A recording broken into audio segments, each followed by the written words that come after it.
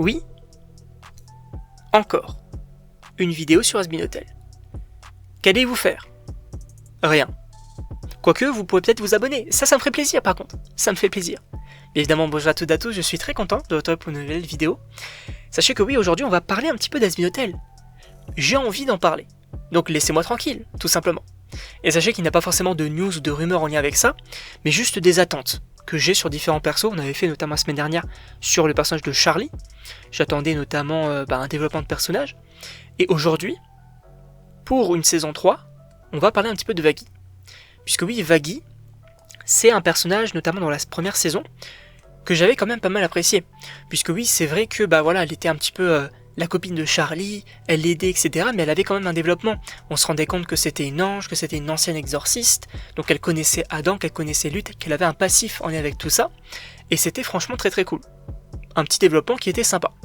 Sauf que dans la saison 2, pour moi c'est un petit peu le néant. C'est-à-dire que concernant déjà Charlie, on en avait parlé la semaine dernière, elle n'a pas forcément trop de développement. Et c'est un peu pareil pour Vaggie. C'est dommage. C'est dommage parce que en fait on pourrait faire tellement plus avec le perso.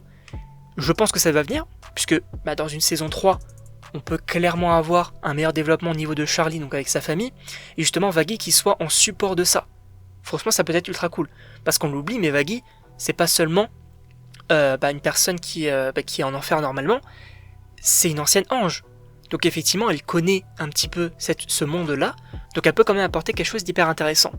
Sachant que, si par exemple pour une saison 3, on peut imaginer en tant qu'antagoniste Lilith du côté de Charlie, on peut aussi, à un moment donné, avoir Luth, qui soit l'antagoniste de Vaggie pour le coup. Parce que oui, Luth, elle veut un petit peu la mort, évidemment, de Charlie pour avoir tué Adam, mais Luth, elle a un énorme passif avec Vaggie. Et quand elle vient en enfer, la première chose qu'elle fait, c'est se battre contre Vaggie. Donc je pense à un moment donné qu'effectivement, Vaggie peut être bien développée, notamment via Luth. Et justement que Luth soit un petit peu sa némésis, son antagoniste. Et franchement, ça apporterait au personnage quelque chose d'hyper intéressant. Après, justement, ce que j'ai un petit peu peur, c'est qu'elle reste l'adjointe un petit peu de Charlie. Et ça, pour le coup, c'est dérangeant. Pour le coup, c'est un peu dérangeant. Et sachant que, bien évidemment, alors, j'ai des attentes concernant Charlie, concernant Vaggie, mais aussi concernant différents persos. Je crois que la semaine prochaine, on parlera notamment d'Angel, puisque oui, c'est aussi un personnage où j'ai quand même pas mal d'attentes. Et là, pour le coup, on est quasiment sûr qu'il y a un développement. En tout cas, je ne sais pas ce que vous en pensez, mais évidemment, n'hésitez pas à me dire dans les commentaires, à vous abonner également. Et donc, on se retrouve pour une prochaine vidéo.